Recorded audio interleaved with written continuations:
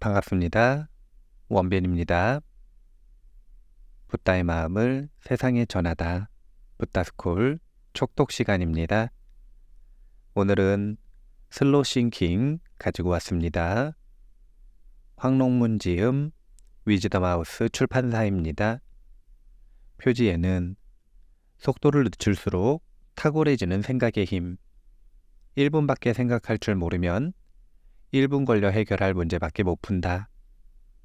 평범한 사람을 천재적인 발상으로 이끄는 생각 습관, 이렇게 소개하고 있습니다. 제가 많은 분들이 사유하고 명상한다 라고 하는데 특별히 다른 정보를 독서하거나 배워서 업데이트하지 않고 자꾸 망상으로 치닫는 경우들을 많이 보게 됩니다. 그래서 공부하지 않는 사유는 망상이다 라는 이야기를 자주 하니까 그렇다면 사유란 어떻게 하는 것인가 라는 질문을 받게 됩니다. 그에 대해서 힌트를 드리기 위해서 무의식 사고법에 대한 이야기도 했고요. 또 이 슬로우 싱킹에 대한 이야기를 소개해 드리려고 합니다. 우리가 천천히 힘 빼고 오랫동안 생각하는 힘이 무엇을 만들어내는지 한번 이 책을 통해 공부해 보시면 좋겠습니다. 그럼 바로 본문 읽겠습니다. 가장 탁월한 아이디어는 잠과 꿈 속에 있다. 꿈에서 길어올린 혁신적인 아이디어들. 가나선에서는 화두를 간절히 구하면 숙면 일혈을 경험하게 된다고 말한다. 숙면 일혈란 깊이 잠든 상태에서도 화두를 놓지 않는 상태를 말한다. 그야말로 꿈에서도 문제를 생각하는 고도의 몰입 상태인 것이다. 역사의 길이 남을 혁신적인 아이디어가 어떻게 얻어졌는지 살펴보면 꿈에서도 문제를 생각한다는 것이 결코 비유가 아님을 알 수 있다. 화학자 케쿨레가 벤젠 구조를 해독할 수 없어 오랫동안 고민하다가 꿈에서 뱀이 제 꼬리를 물고 빙빙 도는 광경을 보고는 고리 형태의 화학 구조라는 아이디어를 얻었다는 일화는 너무도 유명하다. 재봉틀을 발명한 일라이어스 하우가 바늘 끝에 구멍을 뚫는 아이디어를 얻은 것도 꿈에서였다. 노벨 생리의학상 수상자 오토레비도 꿈에서 신경 전달 물질에 대한 영감을 얻었고, 화학자 멘델레예프 역시 꿈에서 원소 배열표를 보고 주기율표를 완성했다고 알려져 있다. 아인슈타인은 머리맡에 늘 노트와 펜을 두고 잤는데 씨름하던 문제에 대한 유용한 아이디어를 꿈에서 얻으면 이를 잊지 않고 기록하기 위해서였다. 실제로 아인슈타인은 상대성 원리의 핵심 아이디어를 꿈에서 얻었다고 전해진다. 물리학자 닐스 보어도 꿈에서 본 태양계의 모습을 참조하여 원자구조 이론을 완성했다고 한다. 하루 4시간 이상은 자는 법이 없었다던 에디슨조차 아이디어를 얻기 위해 틈틈이 선잠을 활용했다. 비틀스의 폴 맥카트니가 꿈에서 들은 선율로 예스터데이를 작곡했다는 것은 잘 알려진 사실이다. 롤링 스톤스의 대표곡이자 4주간 빌보드 1위를 차지한 세티스팩션도 기타리스트 키스 리처드가 꿈에서 기타 리프를 듣고 작곡했다고 한다. 꿈에서 영감을 얻은 소설가들도 많다. 파우스트의 괴테, 지킬 박사와 하이디의 로버트 로이스 스티븐슨, 변신의 프란츠 카프카, 검은 고양이의 에드거 런 포, 해리포터의 조앤 케이 롤링, 개미의 베르나르 베르베르 등 셀 수 없을 정도다. 특히 베르나르 베르베르는 소설 잠을 출간한 직후 일간지와의 인터뷰에서 이렇게 밝혔다. 나는 잠과 꿈을 통해 창의력을 키우고 유지한다. 꿈은 내 모든 영감의 원천이다. 꿈에서 얻은 아이디어를 대부분 글에 쓴다. 가끔은 한 챕터 전체를 꿈에서 얻어 그대로 옮겨 쓰기도 한다. 쓰다가 막히면 누워서 뇌한테 내 문제 좀 해결해줘 부탁하고 잠들길 기다린다. 꿈속에서 만날 여러 아이디어를 기대하며.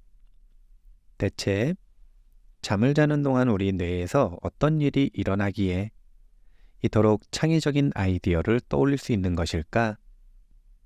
앞서 살펴본 대로 기억을 인출하는 능력은 잠을 잘 때 고양되고 깨어있는 동안에는 줄어든다.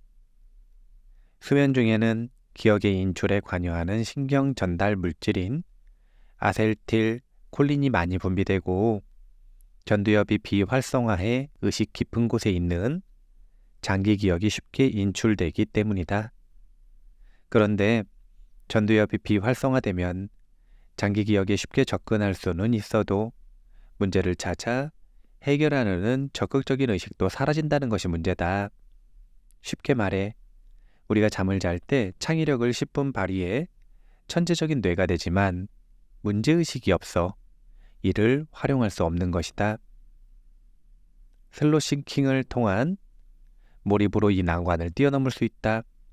1초도 멈추지 않고 문제를 생각하다 보면 숙면이려, 즉 자면서도 그 문제만을 생각하는 고도의 몰입 상태가 되어 수면 중에 창의적인 아이디어를 얻게 된다. 이렇게 잠을 자는 동안 얻은 창의적인 아이디어는 깨어있는 동안 우연히 떠오른다. 수면 중에는 기억의 저장 기능이 현저하게 떨어지므로 아무리 기적과 같은 아이디어를 인출해도 아침에는 대부분 기억나질 않는다. 그러다가 낮에 산책이나 샤워, 선점 등을 즐기며 몸과 마음이 이완되면 그 아이디어가 다시 떠오른다. 다시 말해, 아이디어는 간밤에 수면하는 동안 이미 만들어졌고 이를 낮에 깨어있을 때 우연히 갑자기 불쑥 떠올리게 되는 것이다. 숙면 이려가 통찰력을 키운다. 들어가는 글. 생각하는 힘을 아는 사람, 슬로우 싱커. 이 문제는 너처럼 생각하면 안 돼. 급하게 생각하지 마. 천천히, 느긋하게. 스트레스 받지 말고 생각해야 풀리는 거야. 우리 큰아이가 고등학교 1학년 때의 일이다. 여름방학을 맞아 한 가지 문제에 깊이 몰입하는 것을 경험해보면 좋을 것 같아서 미분 개념을 갓 익힌 아이에게 아직 배우지도 않은 두 함수의 곱의 미분 문제를 풀게 해봤다. 문제가 어려우니 1초도 생각을 멈추지 않겠다는 자세로 오래 들여다봐야 풀릴 거라고 이야기해 주었다. 그런데 아이는 1초도 멈추지 않고 생각하라는 내 말에 엄청난 스트레스를 받은 모양이었다. 나름대로 생각의 끈을 놓지 않으려고 노력했지만 아침부터 저녁까지 생각해도 문제가 풀리지 않자 머리가 아프고 너무 답답하다고 했다. 아이는 이렇게 진전이 없는 문제는 처음이라면서 그야말로 머리를 쥐어뜯으며 괴롭게 생각을 거듭하고 있었다. 아이한테 생각하기란 그런 것이 아니라고 말해주었다. 천천히, 느긋하게 스트레스 받지 않고 생각해야 한다고 말이다. 하지만 아이는 생각이 진전이 없는 어려운 문제를 스트레스 받지 말고 느긋하게 풀라는 내 말을 전혀 이해하지 못했다. 그때 나는 깨달았다. 내가 몰입할 때 하는 생각하기가 다른 사람들이 하는 그것과 전혀 다르다는 걸 말이다. 이를 계기로 나는 일반적인 생각하기와 내 방식의 생각하기를 구별할 필요성을 느꼈다. 그래서 만든 개념이 바로 슬로우 싱킹이다.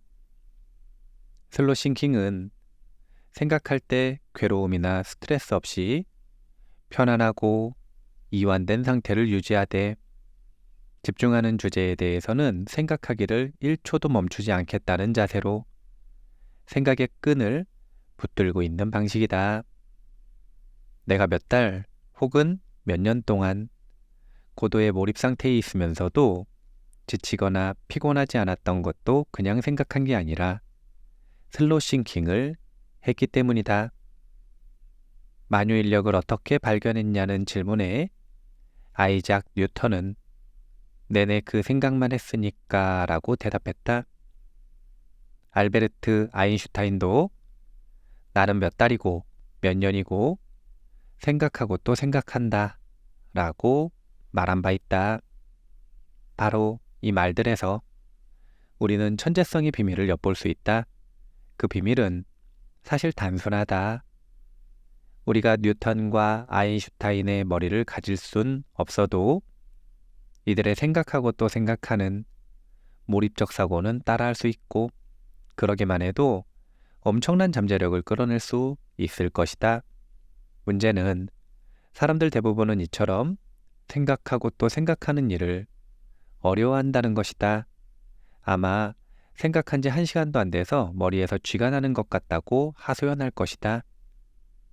그렇다면 우리처럼 평범한 사람은 뉴턴이나 아인슈타인처럼 생각하고 또 생각할 수 없는 것일까? 그렇지 않다. 가나선이라는 우리나라 불교의 참선 방법이 있다. 가나선을 하는 스님들은 오로지 화두 하나만을 생각하고 또 생각하는 수행을 하는데 여름 3개월간의 수행을 하한 거, 겨울 3개월간의 수행은 동한 거라 한다.